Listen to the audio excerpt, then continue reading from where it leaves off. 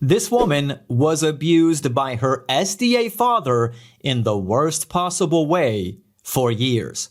Her name is Charlotte Hayes, and she recently appeared on a podcast called Cults to Consciousness to discuss her experience. She discussed what it was like being raised by SDA parents who adopted her when she was 1.5 years old, going to SDA schools, and finally escaping her abuse. I'm going to be playing clips of her podcast and responding to them in this video. But before I do that, if you're looking for a Bible that will take your study to the next level, check out the Maranatha Study Bible. This Bible is loaded with features. Take a look. The Maranatha Study Bible. An incredible Bible filled with resources to help you better understand God's Word and gain a deeper understanding of its teachings. This Bible comes complete with study notes and has a plethora of informative articles arranged by categories and easily findable using the helpful indexes. As well as the textual references and verse-by-verse commentaries you would expect to find, this edition comes with so much more than your average study Bible. It contains amazing additional features, including infographics on the prophecies of Daniel and Revelation. These combine reliable information with visual representations to help you obtain a better understanding of major Bible prophecies. The words of God and Jesus highlighted in red. Maps and illustrations with notes to help you better understand the biblical world. An original dictionary of biblical and theological terms with close to 500 entries. A fantastic timeline of Bible history in the Christian Church, showing the chronology of the books of the Bible, the archaeological periods, the reigns of the kings of Israel and Judah, key dates in Christianity, a list of the reformers, and much more. Click on the link in the video description to order your very own Maranatha Study Bible today. It's an affiliate link, which means I earn a small commission with no additional cost to you. So by purchasing through the link I provided, you help support my social media ministry. Now back to my video. Adventist school, it was infused into everything. It was involved, like when we were learning about the planets, it was involved with religion and like how God created it and not whatever science tells you. It was first grade. I just remember them just being like, God created the animals, God created the plants, God created you, God created XYZ, and it just was never, this is how the planets may have really actually formed. As you can see, Charlotte is kind of critical of her Adventist education. I was watching her podcast interview and I got the impression that she never really accepted the Adventist faith. And I don't blame her for it. I do have some sympathy for her because her parents, who tried to raise her in this way of life, were at the same time abusing her. So it's completely understandable to me that she would reject them and everything they are associated with, which includes the Adventist way of life. And also, it's a Christian school, so what do you expect them to teach? They're going to teach how life started according to the Bible. The Bible teaches that God created all life on earth, and every living creature would reproduce after its kind. For example, Genesis chapter 1 verse 24 states, "Then God said, let the earth bring forth the living creature according to its kind, cattle and creeping thing and beast of the earth, each according to its kind." And it was so. But in the public school system, evolution is taught, which claims that all life on earth came from a single common ancestor through random mutations and natural selection over millions of years. But if you take a look around, what do you see? Do you see life forms mutating and evolving, or do you see distinct forms of life, like humans, cats, and dogs, reproducing after their kind, just like the Bible said they would from the beginning? You see what the Bible says. So just by simple observation, you can see that the Bible is right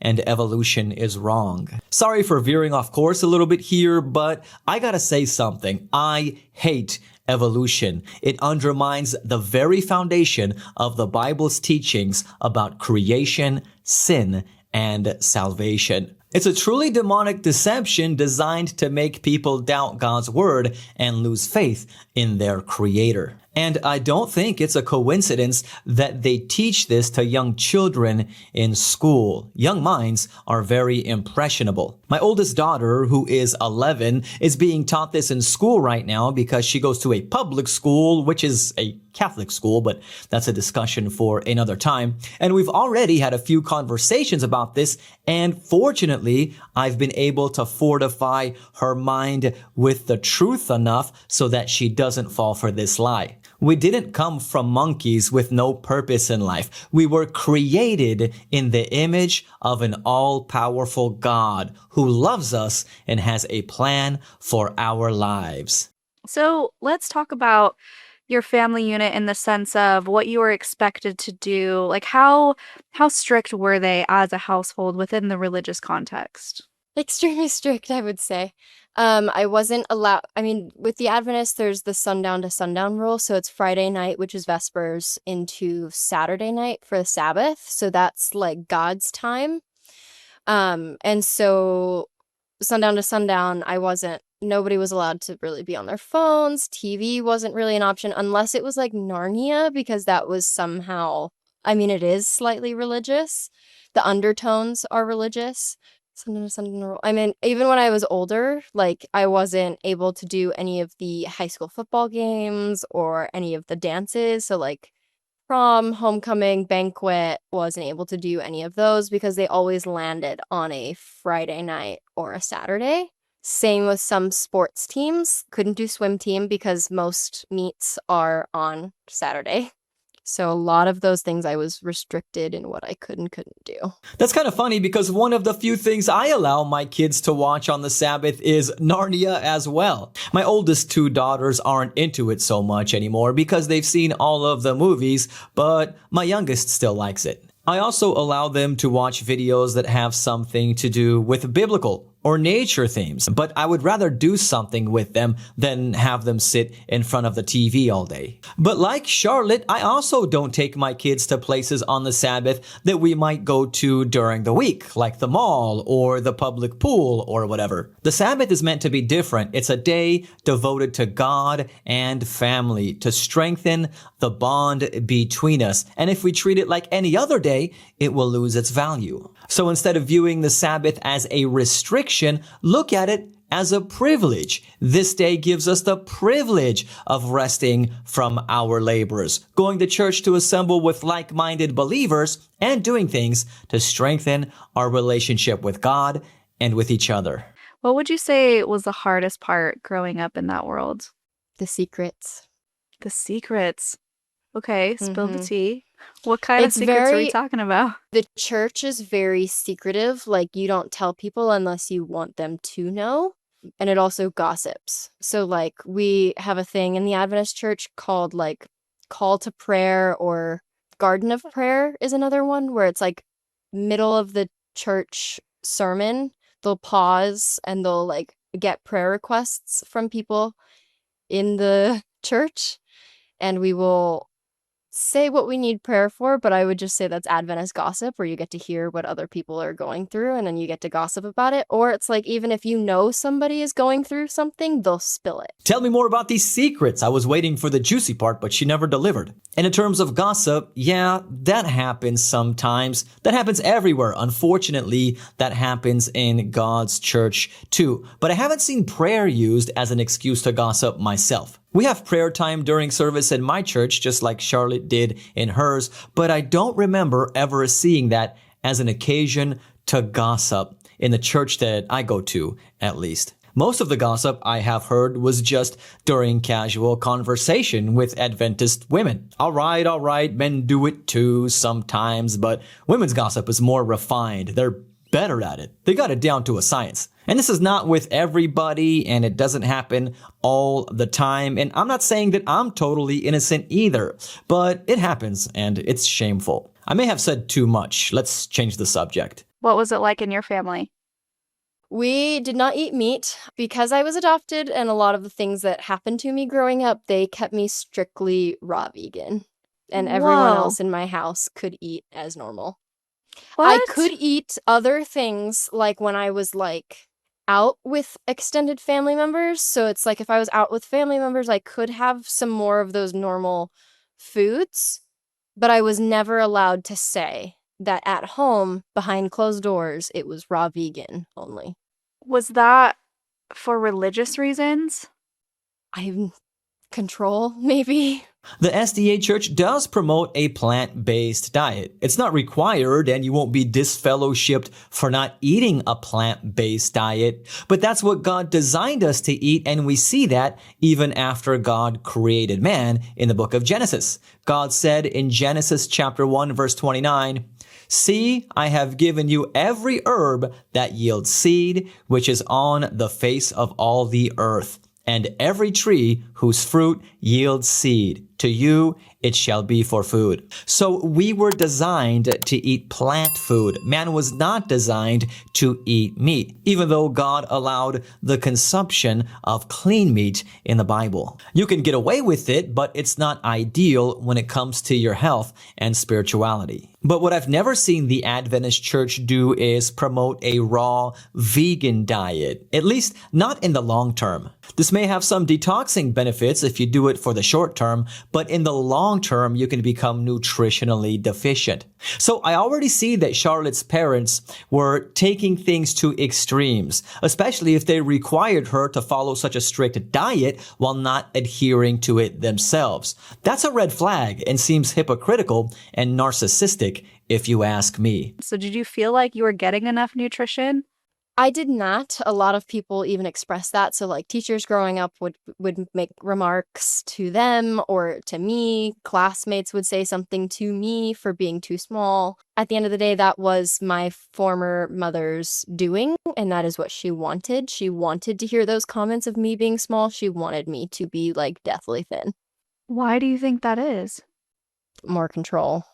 So she was just a sadistic person in that way. Yes. Yeah, that was not healthy parenting. Something is definitely wrong with this picture. Now Charlotte is going to get into her abuse by her father. Earliest memories that I remember, it especially with like childhood sexual abuse, like it started very young, I would say, around like 7, 8. It started very slow. So it started a lot with like touching, hands being grabbed very tightly. So that's kind of like how it had started for me. And did you want to say which family member this was? Yeah, my former father was the one who did this.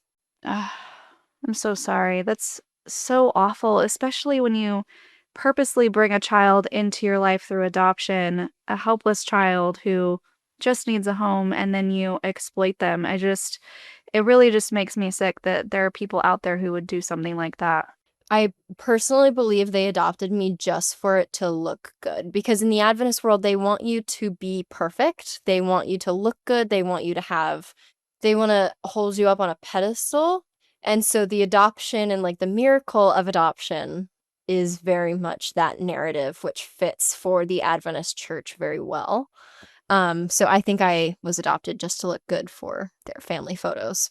Now, I'm no psychologist, but that sounds like typical narcissistic behavior. Narcissists like to present a positive picture of themselves to the world, while in their personal lives, they are abusive and controlling to those closest to them. And from what Charlotte is saying about her parents, it sounds like either both of them were narcissistic or her mother was narcissistic while her father was a predator who was grooming her for abuse from a young age. This is very disturbing. It is very sick. I wouldn't say this is any fault of the Adventist Church. The Adventist Church doesn't have a culture that protects these kinds of predators, but it seems like since he raised Charlotte in this religion, she made that association in her mind, which is understandable, just misguided. People like Charlotte's father aren't Christians. They are predators who infiltrate churches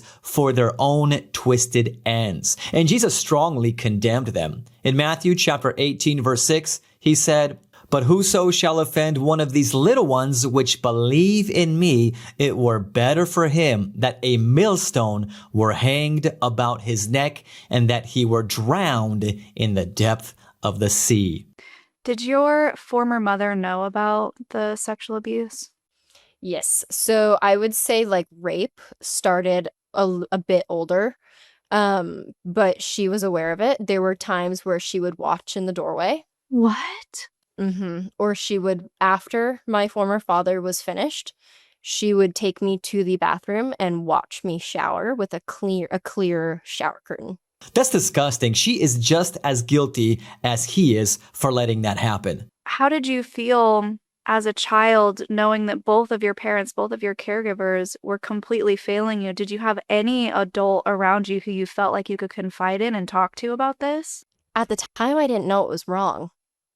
Because when it's so normalized from such a young age and you're kept in such a bubble, like the majority of my friends were Adventists, and then I'm being told growing up to not tell anyone, or something will happen to me or something to them. So it like instills fear in you for like the safety of your family, for yourself, and for how it's going to affect that family image. You just stay quiet. Yeah.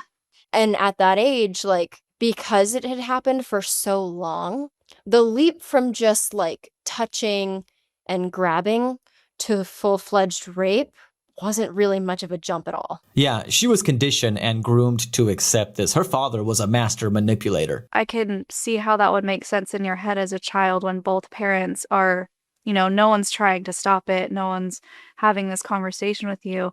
I know that within the church, there are extreme purity culture rules. How did that clash in your head, knowing what they're teaching you at church and then knowing what's going on at home? What's interesting is purity culture, I feel like, at least for me, I didn't hear it a ton until I was older. Okay. But when I was older and it was brought up, it was a lot of my former father saying like, well, we're just getting you ready, or so you know. Or it was, well, you're still technically a virgin because I'm your father, so this doesn't really count. And God's telling me to do this to you. Has the statute of limitations run out on this crime? Because if not, and this is true, he needs to be prosecuted to the fullest extent of the law. He's guilty of years of intentional grooming, manipulation, and abuse. Some of you may be thinking, how can you say that? You're supposed to be a Christian. What about grace? Grace is fine, and God can forgive abusers if they repent, and I hope her father has sought that, but that doesn't absolve people of their crimes. If you do the crime, you do the time. That's how it goes. Trust me. I know. I mean, I never abused children, but I used to be a criminal and spent 8 years in federal prison for drug and gun crimes and saw plenty of people like Charlotte's father in the prison system, and they did not have it easy. One time I was in the TV room watching To Catch a Predator with Chris Hansen with a bunch of inmates, and this young guy was getting arrested on TV for soliciting you-know-what with an underage girl. And someone in the TV room was like, hey, that's him. And we all looked over, and that same guy was sitting right there with us in the TV room. He tried to deny it, but it was him. And then I think he finally admitted it, and he got extorted by some gang for a couple of weeks, and then he PC'd up. Next, Charlotte explains when she started to realize that things were not right after she spent the night at a friend's house for the first time. And so I had finally gotten the okay to go and do this sleepover. My friend's dad, when we were going to bed, he came in, said goodnight. He left the room, closed the door, which closing the door would never have been allowed in my home. Closed doors was never allowed. He came in, said goodnight, left, and did not come back. And I thought that was just kind of like a one-time, fluke. He was just putting on a show. Yeah. Because at that time, because it was so normal for me, I kind of thought it was normal for everyone else. Right. I remember that next day asking her, being like, last night, when your dad left, but does he ever come back in later? And she was like, no, he's never. And that, I think, was the first time where things started to just feel a little bit more wrong than normal. How old were you when that happened? Do you remember? I had to have been at least in my teens. Now watch what Charlotte says about the Adventist Church. Most people, when you say that you grew up Adventist, they don't know what the hell you're talking about. They don't know about it. This church is massive, and yet it's like one of the most under talked about church. That's what I'm hearing. Mm-hmm. So is that because they truly don't want people to convert? Or, I mean, what's the reason for the secrecy, really? I have no idea. No idea. I mean, with Mormons, you see them going like door to door. You see JWs going door to door. But I mean, with Adventists, I have not once ever seen an Adventist like missionary going to a door to offer up their religion. I can relate to that. I've had visits from Jehovah's Witnesses and Mormons at different times in my life, but I was never visited by an Adventist, even though I'm an Adventist today. To be honest, if it weren't for the book The Great Controversy by Ellen White, I don't know if I'd ever know what an Adventist is. I became a Christian when I was in prison, and I came across the book The Great Controversy in the prison library and learned about the Seventh-day Adventists by reading it. Afterwards, I personally sought out the Adventist Church and ended up becoming a member after studying their doctrines. By the way, if you'd like to learn more about what Adventists believe, I'll leave a link to some free online Bible courses in the video description. And in my experience, Adventist lay people aren't big on outreach. It's rare to find them going door to door or handing out brochures and literature like you find other organizations doing, at least in America or in Poland, where I live now. But at the same time, they do have great media ministries like Amazing Facts and 3ABN, which I enjoy watching. And there's my channel too. I'm not officially endorsed by the church or anything like that. Neither does the church disavow me. I'm a member in good standing. But I started my social media ministry because I wanted to do something for the Lord. I didn't want to just be a seat warmer at church. I felt a burden to share the gospel with others, knowing that Jesus is coming soon. And by the grace of God, since I started my channel, my videos have been viewed over 70 million times around the world. And they consistently get hundreds of thousands of views on a monthly basis. And I also have you to thank for that, for your prayers and donations, because without your financial support, this would not be possible. By the way, if you're not a supporter of my channel yet, but you would like to be, just click on the donate link in the video description. It will take you to my PayPal account where you can make a monthly pledge or a one-time donation. Thank you for your support. Now Charlotte talks about when CPS started investigating her abuse. In fact, part of this was trying to get the authorities involved in your case, right? And it just, nothing happened, nothing came from it. Yes, that would be correct. CPS started getting involved in high school. I had done a one-year stint at Shenandoah Valley Academy, SVA. It's a Adventist boarding school in Newmarket, Virginia. And then after that year, I switched back to public. But during that public school year,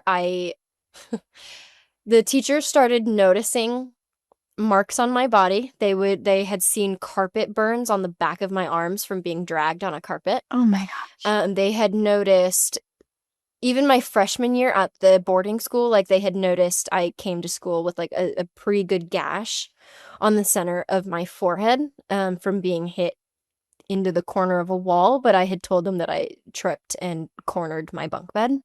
With that, people started noticing, and did they call the authorities? Did they ask you about it first, or did they just go ahead and call? Yeah, so the public school, they talked to me first, like a teacher, my American Sign Language teacher, she had pulled me out into the hallway and was like, something's going on, like you need to tell us because you continuously come to school with marks on your body and it's getting to a point where like your excuses just aren't matching up and today you have a black eye. Like you didn't just do whatever you're gonna say that you did. And I was like, oh no. I like tripped, I hit a doorknob, it's fine. And she was like, that is a big fat lie.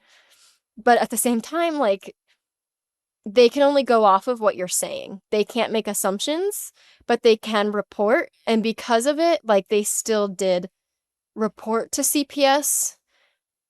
And that was apparently like this whole day long process for them. I didn't know that it was an all day process. I just knew that I went back to class, and then like I would say like midday, I had gotten called back to the main office, and they were like, so this is what's happening. We need to talk with you. So like I was talking with the principal, not the principal, the vice principal, my sign language teacher, and one other teacher in the office talking about what happened. And I'm just in the corner like, no, I tripped and hit a doorknob, I swear.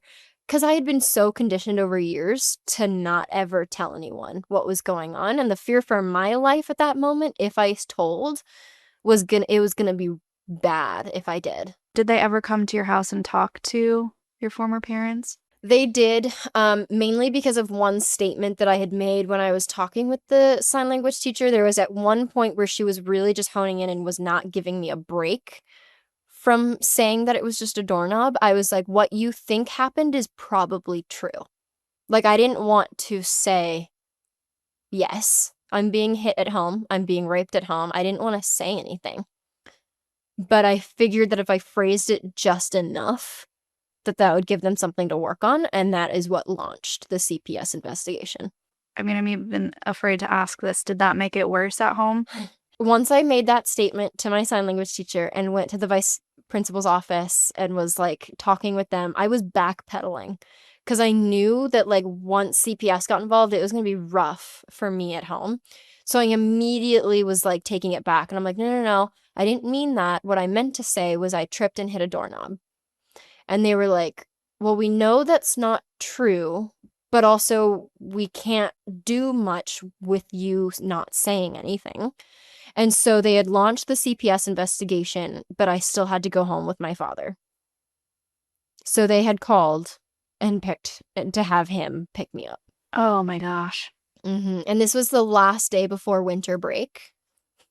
So I was going to be alone with him for 2 weeks. No school. So they were terrified. And I've spoken with those teachers and the vice principal since, and they've told me, they were like, we were absolutely terrified to send you home, but we didn't have anything to keep you.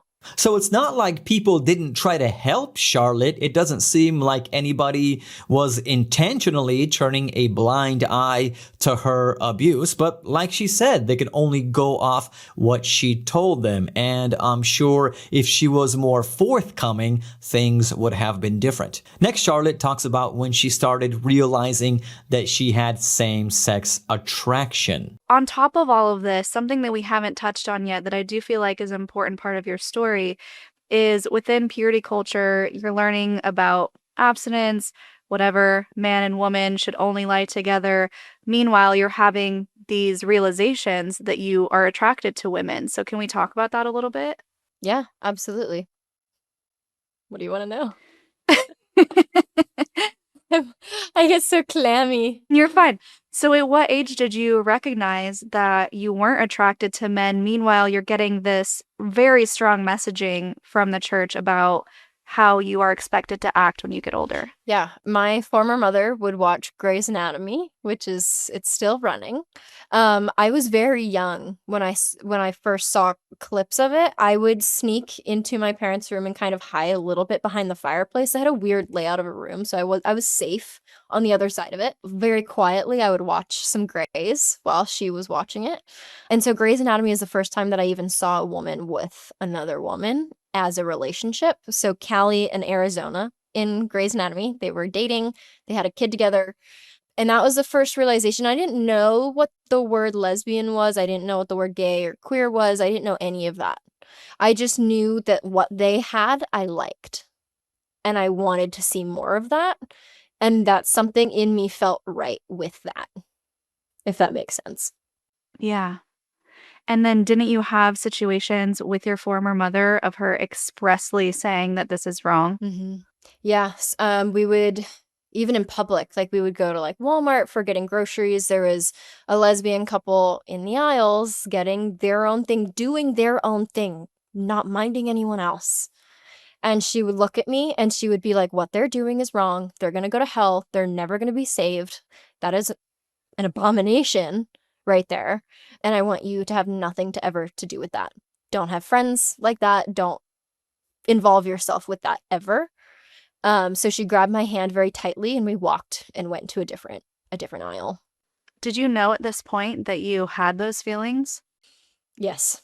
At that point, I knew that I was gay. And at that point, I had learned through my public school, you learn things, that I was queer. Well, it's not like her mother was completely wrong. The Bible is pretty clear on same-sex conduct. But if her mother wasn't nurturing her in the faith in love and her father was abusing her, how can you expect Charlotte to respect and obey them? I want to comment on something Charlotte said here as well. She said that when she saw a lesbian couple on TV, it felt right to her. This reminds me of a verse in the Bible, Proverbs chapter 14, verse 12, which states, "There is a way that seems right to a man, but its end is the way of death." We have a sinful nature with evil desires. That's something all of us struggle with. And it's easy to justify our desires because they make us feel good. But not everything that feels good is good for us. That's why we can't rely on our feelings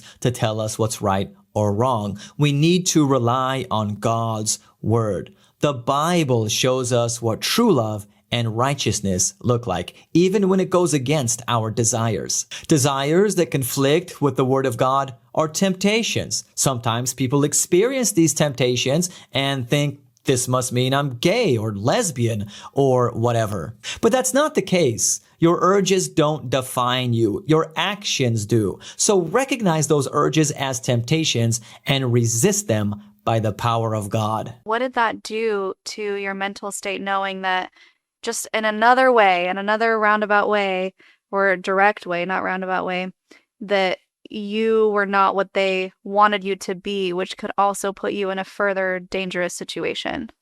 Yeah, it just became another secret. And at that point, secrets just become part of you. Like you don't know anything different than secrets. You're used to just keeping things to yourself and not saying things, except this was something that I had to keep from my parents, which made it almost easier in a way. Like I could kind of tell other people, even in school, like some of my public school friends, I would like mention and be like, oh, like I really like their relationship. And like that was just like me expressing it in like the smallest of ways. Okay, so I think I get it now. When Charlotte was talking about secrets in the Seventh-day Adventist Church earlier, she wasn't necessarily talking about secrets that the church keeps from the outside world. She was talking about secrets that she was keeping from her parents and others. At least that's what I think she's saying. Let me know if you're interpreting this the same way in the comments section. Because I found the Adventist Church to be very open about their history and doctrines. They're published online for the world to see. I don't know of any secrets the Adventist Church is hiding from people. So when Charlotte said that earlier, I was confused. With all of this going on, you hit a breaking point and you realize, oh, wait, before we get there, I wanted to talk about your boarding school a little bit. Yeah. Because I feel like there are definitely some stories there, being boarded specifically at an Adventist school your freshman year. Freshman year, yes. And what was the decision to put you in that school? I feel like that's off character from what I know about your former parents to actually allow you to go somewhere else.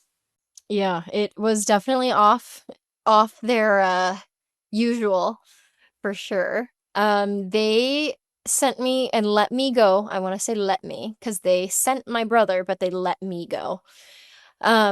So I had gotten a gymnastics scholarship, and so I had gone and wanted to go there because I had seen that my brother at the time had loved his time. So I had also wanted to go. So what was it like? I would say even stricter than my church at home. I mean, they had the weirdest rules. The skirts for church, if you were to wear a skirt to church, it had to be at least and no shorter than 2 inches above the knee. But if you were to wear your school skirt uniform to class, that had to be to the knee. Which you would think that you would want those two things switched, Yeah. be more modest for church and slightly less, like 2 inches less modest for class. Yeah, that is weird. couldn't have phones. They would cut our power at night. So at like, I want to say like 9:30, 10-ish, they would cut the power. Like with the breaker, they would turn them all off. Get our phones taken away. So you're just in the dark. So if you're in the shower and you haven't timed that correctly, you're taking a shower in the dark. What was the purpose of that? Just to make sure you went to To sleep? make sure we went to bed. Like no light's going to keep us up. I don't know. That seems extreme. Yep. And then if you were like in the RA hall or the honor hall, like specifically honor hall, like if you had like all A's or all A's and B's, you were put on a separate floor and you got to keep your power and you got to keep your phone because you were deemed responsible enough. Where did you land? I did not land in the honor hall. No. Okay. I had to put my phone away a lot.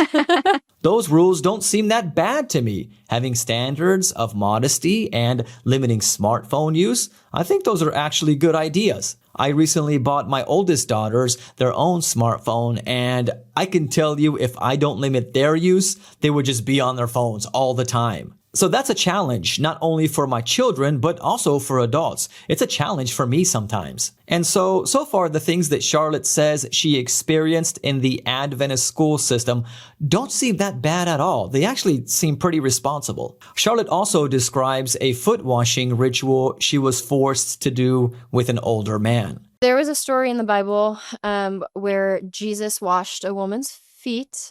And then the woman had also washed Jesus's feet and then dried them with her hair. Mm-hmm. And so in the Adventist church, I think that's kind of where the foot washing really stems from.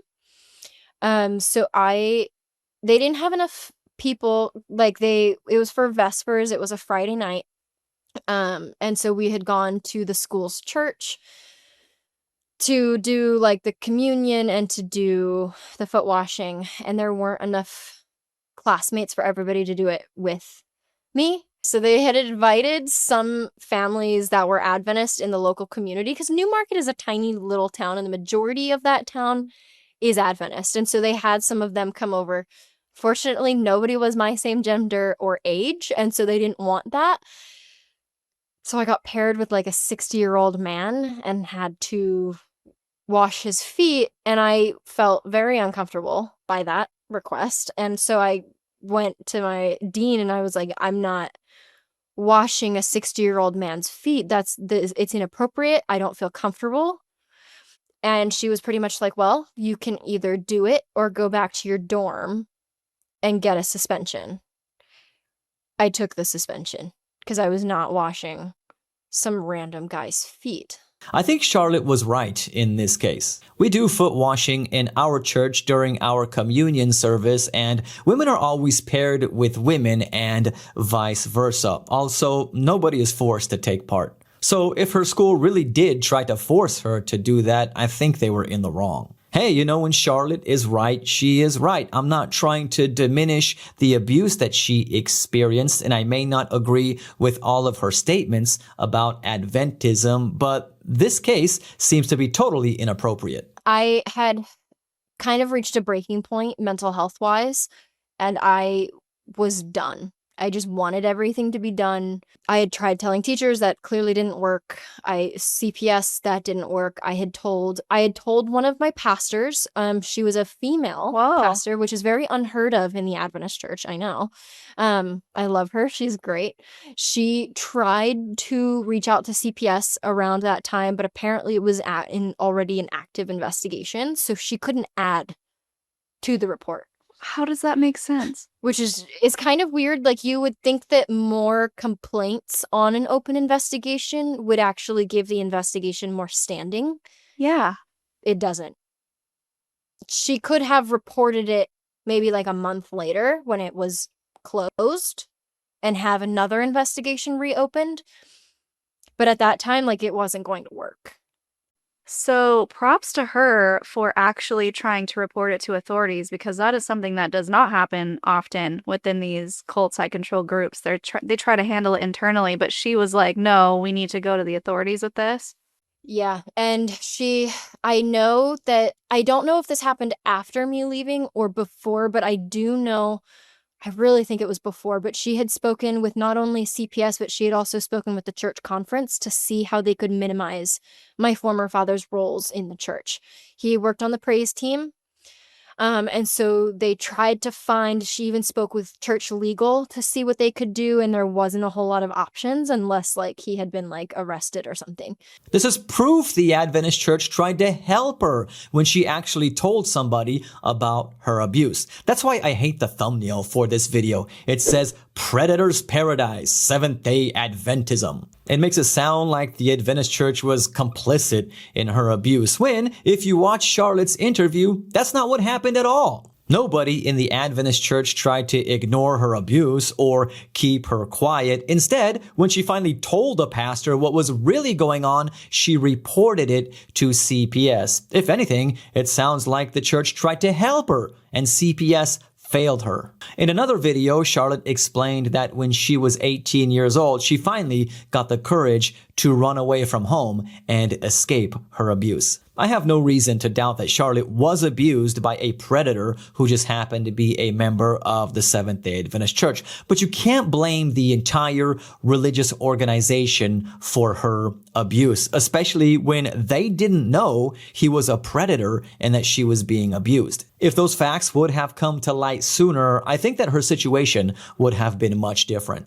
Yes, the Seventh-day Adventist Church may have high moral standards, and their schools may be a little strict sometimes. I'm taking Charlotte's word for this because I never attended an Adventist school. But what the church and the Adventist school system is not is a haven for predators. I did not get that impression at all by watching Charlotte's interview, and I think it's misleading to try to insinuate that in the thumbnail. Also, the Adventist Church is not a cult. It does not try to control the lives of its members. I know this because I've been a Seventh-day Adventist for 20 years, and there's no one I have to answer to in the church except Jesus. There's nobody checking up on me, making sure I'm following all of the doctrines and teachings, or else I have to face some consequences. The teachings that I do follow, I follow them willingly because I believe in them. That's what I want to do, not what I'm forced to do. And I've had some shortcomings in my life, which I've talked